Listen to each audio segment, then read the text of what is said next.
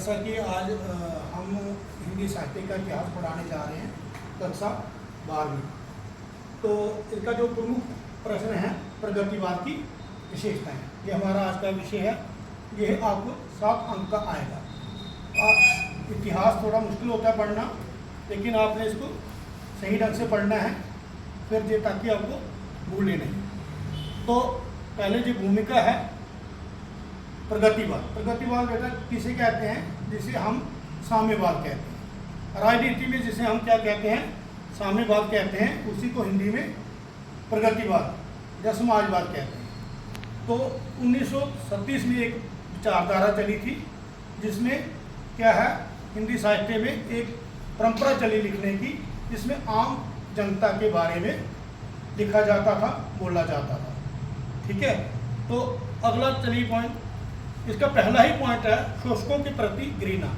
ये जो प्रगतिवादी कवि थे, ये किसको लिखते थे? किसके बारे में? जो शोषक वर्ग था उसके बारे में ये लिखते थे। शोषक वर्ग जानते हैं, समाज में 2 वर्ग होते हैं।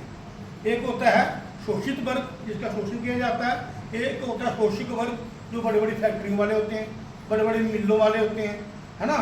और समाज में 2 ही वर्ग होते हैं। कार्ल मार्क्स का जो विचारधारा थी कि दुनिया में सिर्फ 2 ही वर्ग होते हैं, एक शोषित वर्ग, एक शोषक वर्ग।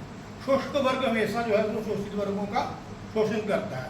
इसीलिए निराला जी कुकुरमुत्ता अपनी काव्य संग्रह में गुलाब के माध्यम से, कुकुरमुत्ता के माध्यम से गुलाब को संबोधित करते हुए कहता है, अबे सुन बे गुलाब, भूल मत पाई खुशबू रंगुआ, मुंह चूसा खाद का, तुमने अशी दाल पर इतरा था कैपिटलिस्ट। तो ये पंक्तियां आपने करनी है।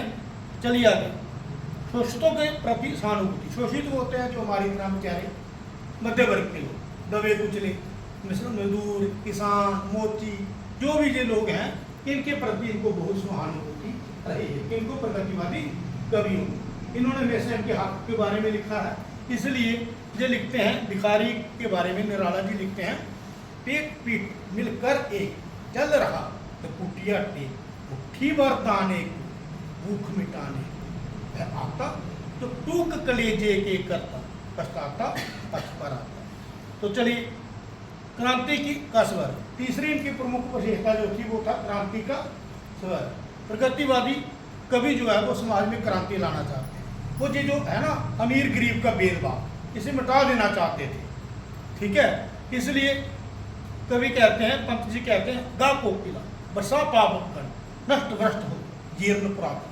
ये पुरानी परंपराएं जो हैं, इनको नष्ट भ्रष्ट कर दो। ये कोई ऐसा गाना का जिससे जो प्राचीन रूढ़ियाँ जो हैं ये सब खत्म हो जाएंगे। तो उसके बाद है नारी के प्रति दृष्टिकोण। इससे पहले बहुत कम नारी के बारे में लिखा जाता है। प्रगतिवादी कवियों ने नारी को समान अधिकार की बात की है। उन्होंने नारी को सीधा बोला है कि नारी को जो है वो मुक्त कर दो। क्यों? क्योंकि ये सदियों से पुरुष प्रधान सभ्यता की गुलाम रही है, लेकिन अब जी गुलामी नहीं चलेगी।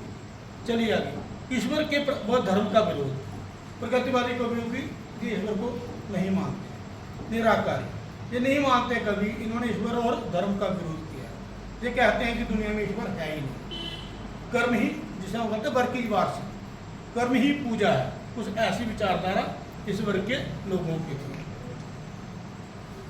साम्यवाद में विश्वास। साम्यवाद होता है समानता, मैंने पहले बताया। ये किसमें विश्वास करते थे? समानता में।